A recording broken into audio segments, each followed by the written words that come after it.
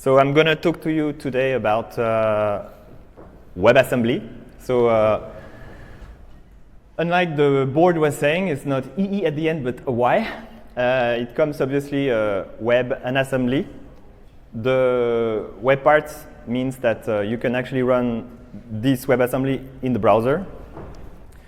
And the assembly basically comes from the fact that it's a bytecode. WebAssembly has been nicknamed WASM, so I will refer to this WebAssembly as WASM in the next slides. And of course, WebAssembly is quite long to say, so let's do WASM. So first of all, I would start with what is WASM. So it's a binary instruction format, meaning it's a bytecode. So as you know, bytecode for any other language, it's really comes down to really binary. It's not interpreted. It's a straight binary. It's a portable target for compilation. So you can already compile a lot of languages to WebAssembly. It is developed by many companies. The main one would probably be Mozilla. But it's also developed as a Web3C standard. So it's already has been adopted for the future, even for the present, but we'll see about that. The code format is designed for efficiency and basically adaptation to the web. It's fast, safe, and well-defined. When I say fast, it's for when it runs in the browser, it's about close to being a native speed. The safe part comes from actually the fact that all the memory for WebAssembly is sandboxed. I will talk about that later also. Well-defined is the fact that it's a deterministic or almost deterministic. And I hope the people who just joined won't be lost too much. It's just the first slide. So. And it's hardware, language, and platform independent. Then we can come to the point of why WebAssembly, because there's already JavaScript running in the browser. It's running well. It's one of the most proficient, popular language. So what WebAssembly brings to you? It brings you the fact that you can use your favorite backend language to actually compile to WebAssembly and use it either with or instead of JavaScript. As I mentioned, native performance. So compared to JavaScript in the browser, there's in some use cases, I won't go into too much details, and also WebAssembly is quite new today. The performance can be sometimes up to 100% faster than JavaScript. The other advantage, so people don't think that WebAssembly is going to actually replace JavaScript, but it will probably help JavaScript be better and also bring more things to the browser. So you can imagine that, and it already actually exists. There are libraries for Node that are WebAssembly and that you can use from your JavaScript, as simple as that. And for a lot of them, it's transparent for the developer. So you can imagine that you could have the cryptography library, for example, in WebAssembly, because it's safe, and way safer than JavaScript, obviously, and faster as well. So all this will actually probably push forward WebAssembly. Is it new? It's not, actually. It's been shipped in Safari, Chrome, Firefox, Edge. Now it's Chromium, so we don't really care. Since 2017. So it's following the specs, which are actually evolving quite a lot. And today you can already fire your browser and use WebAssembly. So there's not gonna be we are not gonna wait for the browser to be ready for it. So you can ask yourself, okay, why a new bytecode? I mean, we already had JVM bytecode, for example. I don't know who is in the room has Java as its main language. JavaScript, maybe? 1, 2, 3, 4, 5. Okay, half. So basically, you can ask yourself, why not the JVM? Because it's already there. The JVM has already tried to go in the browser with applets. It was not so successful, obviously. You can also ask yourself, there's a lot of intermediate representation of low-level bytecode, like LLVM, which is very well-known. So why not these two? Because the WebAssembly has been designed to actually be for the web. So it's very compact. So compared to probably most of the bytecode, it can have a compiled size of, depending of course of what you're deploying, but bytes. It's modular, meaning that it's compiled in chunks. It's efficient. That was the goal, obviously. Streamable is very, very important for today's web. So basically, you can have a huge compiled binary, but you can actually stream the binary little by little, and the function will be available little by little for the browser as well. So it's very, very important. So even if you have 200 megs of a huge software, for example, with a lot of functionalities, you can prioritize the first functions that will display or interact with the user, and it will be usable right away without waiting for the 200 megabytes. Parallelizable is, of course, a consequence of being streamable, because then you can do multiple things at the same time. And portable, the browser itself is portable. There's multiple architecture. I think run on ARM, x86, and so many more.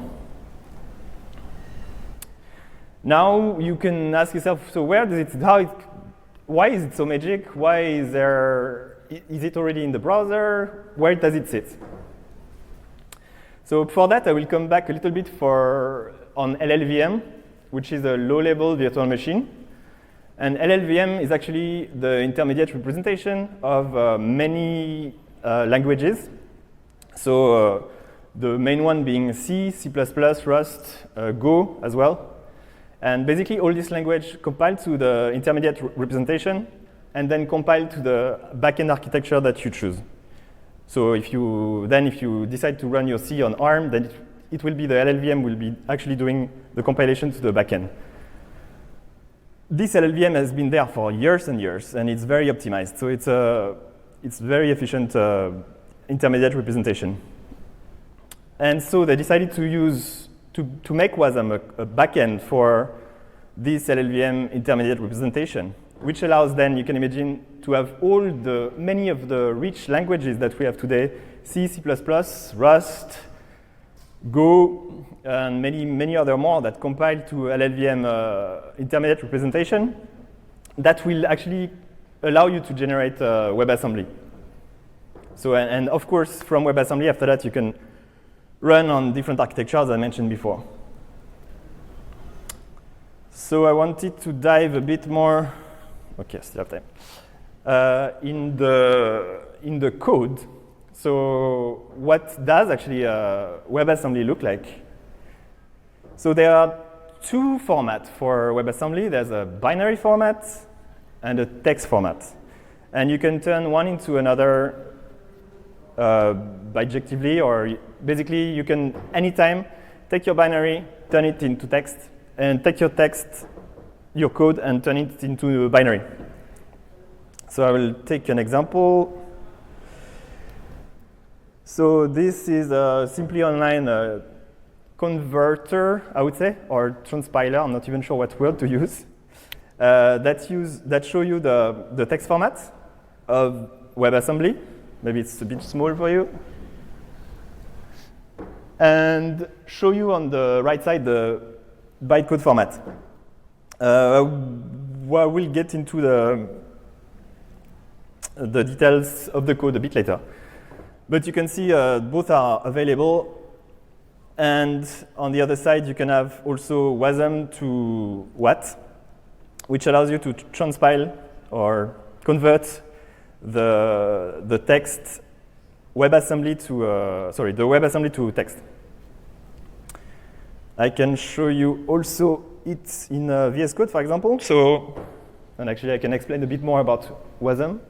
So here I have .wat, which is a WebAssembly text format, and the binary format. So if I open the text format, and show you just a little bit what it looks like.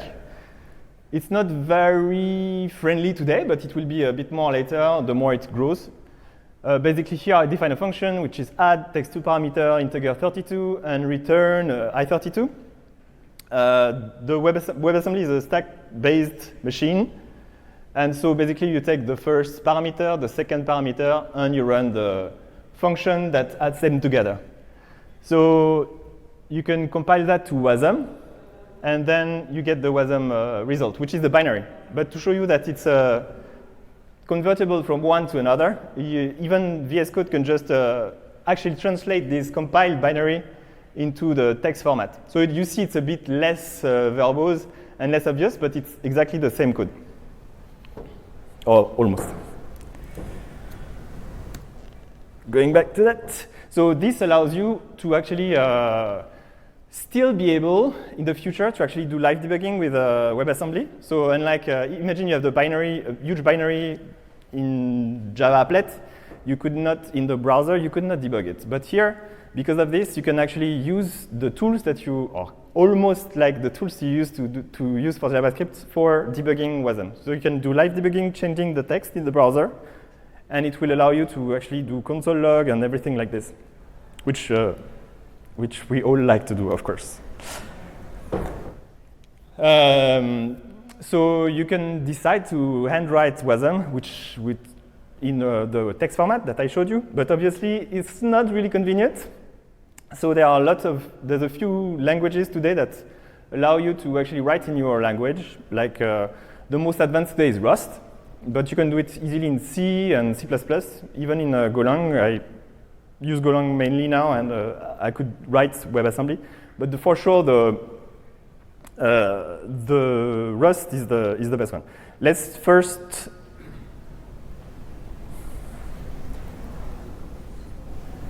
I don't have internet. Should have checked that before. Anyway, so we can actually edit this online. I still have access to it. There's a WebAssembly.studio that allows you to actually build your code online. I still need internet though.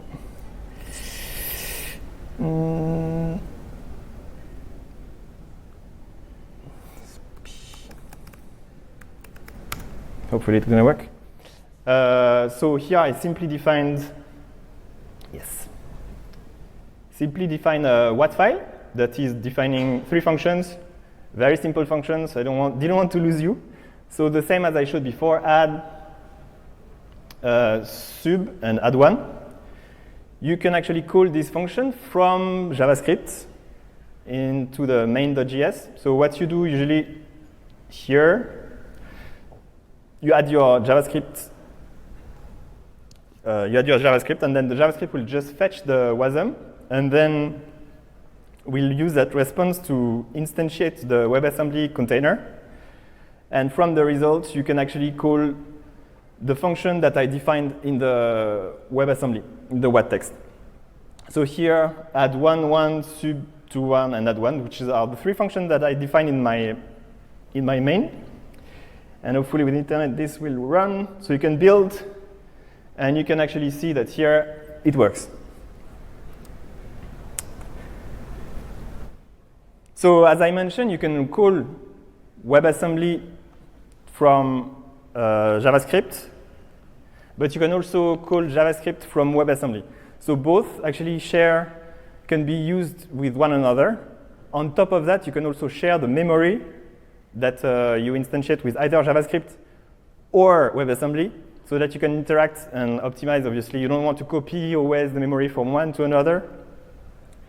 In the past, the interaction between JavaScript and WebAssembly were pretty slow, but now it's getting better, and it's actually quite efficient to use a function from one to the other one.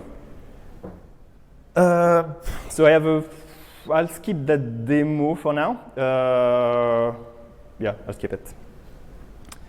It basically was just a demo to show that you can actually use the logging to the console.log inside WebAssembly and reuse it back in the browser.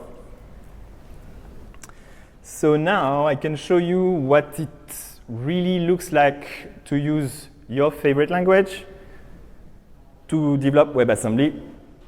So I'm going to use WebAssembly Studio once again. And here, as I mentioned, Rust is the most advanced today because Rust is developed by Mozilla also, so they kind of did everything together. And basically, so you, as usual, you do include your main.js. You see as the compiled version. I'll go into the main.js, which get the WASM, and then launch the run app function, which is the JavaScript function, which will run the greet function, which comes from the WebAssembly. So if you look at the library written in Rust, which is quite straightforward, thanks to Rust doing for you, generating for you all the glue code. So you just define, this is the libraries. This is defining, I'm going to use the alert function that is external and coming from the browser. And you're going to make this greet function available for the JavaScript. So basically, this function in Rust will be compiled to WebAssembly. It will call the alert function that is the alert function of the browser with a parameter that is the name. So basically, it's a back and forth. It's quite crazy. So I'm going to just build it and run. So it takes more time to build because it's compiled from Rust. And as you can see, it works, obviously. I didn't want to show you something that didn't work. So that's basically how you can see the future. This is now Rust, but I think that will be the same thing for a lot of other languages. Sorry. Going back. So now I'm going to talk a bit more about how is WebAssembly today? Because I told you that it was there since 2017, so they must have done something, right? Or think about something. So first of all, you can so I thought there would be more Java people, but let's pretend that you're all Java here. When do we think that Java could be used for WebAssembly? You can say, yeah, we could. Why not? Why can't I use it? Can't I use it now? So you can actually today. You can use it. The problem is that because there's no garbage collection in WebAssembly today, when you ship your binary in Java, you need to include the whole garbage collection of Java. So it's instead of, let's say you want to do hello world, which would be a few bytes, instead you need to ship 2 megs of binary because it needs to include all the garbage collection. And basically what's missing today in the WebAssembly specs. That's why. So, but don't worry, it's going to be soon. You can ask yourself, because I was talking about JavaScript, is JavaScript one day also could compile to WebAssembly?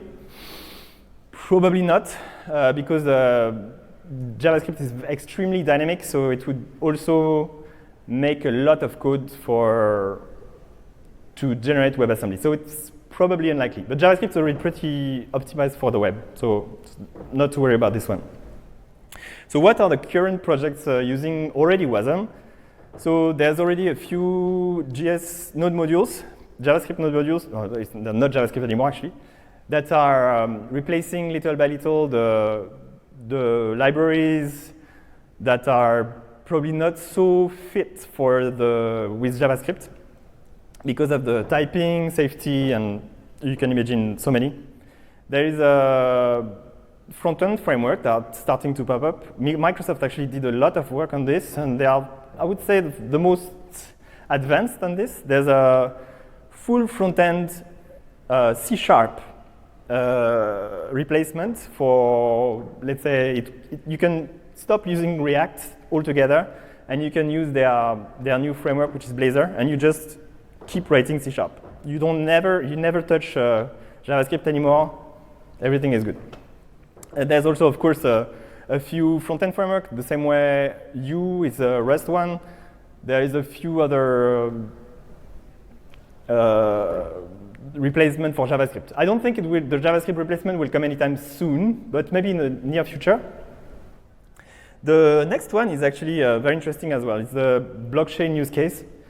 I'm sure most of you are familiar or heard of the smart contracts and virtual machines.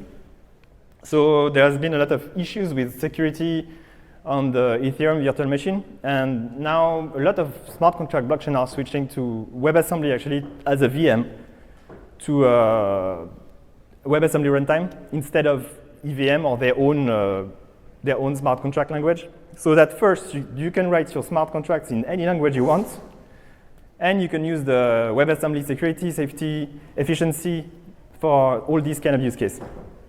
Then you can imagine, because of this, still have time, okay. Because of, I was saying, all the languages that compile to LLVM can actually compile to WASM. So all the previous softwares that were already written in C, C++, and God, there are so many, can be actually compiled to WASM. And the Mozilla team, to make sure they nail down the performance of WebAssembly, decided to take down the most performance-sensitive use case, which is games. And so they actually work with Epic Games and a lot of other company of gaming to see how to improve iteratively on WebAssembly to make it work, and recompile their game in WebAssembly to run in the browser. So there's a very famous example that is Doom that has been fully recompiled for WebAssembly in the browser, and the performance are really. You can see it's 60 FPS all the way, except here because it's a loading, so don't look at that. The FPS don't mind here.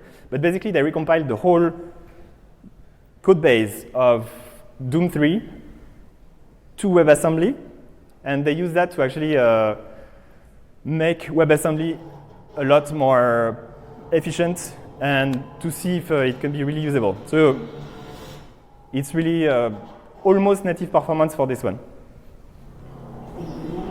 Is the largest corporate entity in existence. I'm going to pause this one, but basically you can really play the game inside the browser. So you can imagine all the possibilities for the gaming industry for this kind of stuff. This is the roadmap of WebAssembly. So today we are here basically. We did the MVP. We have the compilations target, fast execution, compact, linear memory, everything is working. They are working towards modules, making more efficient JavaScript and WebAssembly interactions.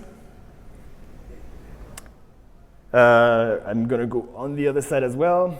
So they are working also on making use of modern hardware, like SIMD 64 bits, and multi-threading, streaming improvements. Basically, they are gonna, on the roadmap, there's a lot of things that will allow the usage of more languages, being more efficient, and basically being able to port existing software from the desktop to the browser. But there is one more thing that needs to be that I need to tell you, that it's actually WebAssembly is now getting out of the browser. So even I think it was a few months ago, Solomon Hykes, which is one of the main founder of Docker, said that if WASM and WASI existed in 2008, he would never have needed to create Docker actually. So what is WASI? It's simply WebAssembly system interface. So basically, it allows you to not only to run WebAssembly, not only in the browser, but also do system calls in the same manner, efficiently, safely. And so basically, by opening this to using system calls, you can actually think that this can replace the use case for containers today. So you can imagine, yeah, edge computing, serverless, IoT, mobile, all these new microservices, of course, because that's all the container use case. Packaging as well. And you can imagine, because of WebAssembly is a target of LLVM, you can imagine that all the existing software like Nginx, SQLite can be recompiled to WebAssembly and run easily in any architecture. So basically, you really can replace the existing use case of containers. So this space is very, very active. There's already many different companies targeting the WebAssembly and WASI. WASM is one of the biggest initiatives, Lucet. So actually, interestingly, and I think that's probably interesting to see how that goes in the future, but Fastly and Cloudflare, which are, of course, very well known for CDN and edge computing, are really trying to make this happen, because then you can imagine that you can simply deploy your code, not in your cloud server in Google, but really in the edge data centers that they already have. So in the future, this can be really interesting. There also have been Linux kernel implementation. Because it's safe, WebAssembly can allow you to also get rid of the user space, and you can actually do direct system calls in certain situations. And then they managed to have WebAssembly running faster than the native code running in user space. And also you have transpilers from .NET to WebAssembly and JVM bytecode to WebAssembly as well. Okay, and so Fastly has been developing the same interface as is this one. Same interface as WebAssembly Studio that I showed you before, except here you can directly compile and deploy your code directly on their servers. So here is it's Rust again, and it's basically, it looks complicated, but it's just a HTTP server serving requests, and you can actually just build and deploy your code directly in their server. And they will give you, so you edit your code online, they will give you the URL where you can call actually this. This is a weather service. And so compile, deploy, and it will be running very soon. Oh yeah, sorry. But even though I think there's so much text here that I'm not sure you'll be able to do something with it. And I lost the stuff, but it's okay. And they have also developed like NPM, a manager for package. And so it's called WPM, maybe WAPM. I'm not sure how they call that. But you can actually install exactly like NPM. You do WAPM install, WAPM run, and then you can actually run your WebAssembly code in the command line. So here it's just two simple Rust software, and which will close my talk. It's just basically running two Rust software inside using WAPM and the WebAssembly runtime in the OS. Okay. So any question? Yes. Can you talk more about the security, the respective browser security sandbox? Yes, so basically the security is basically protecting you from buffer overflow, or prevents you from the WebAssembly software to be able to access memory outside of what it's been given. It's probably exactly like JavaScript today. So JavaScript today cannot access the memory of your OS. The same way WebAssembly has very defined memory, linear memory, that it cannot access outside. So that's really the safety mechanism. Does it answer your question? So question, do you know if there is a version of Unity that can build for WebAssembly? I think so, actually. I think I saw it, but I cannot confirm because I'm not a game developer. But I'm pretty sure that I saw that somewhere, because I'm pretty sure they use C or C++. So that should work. Yeah. Is this ready for production? Yeah, you can. It's already working in most of the browser. If your customer have a quite recent browser, you can already ship your code. I mean the WASI stuff. WASI is very, very, very new. So they're still working on it, defining the hows, and yeah, it's not yet ready.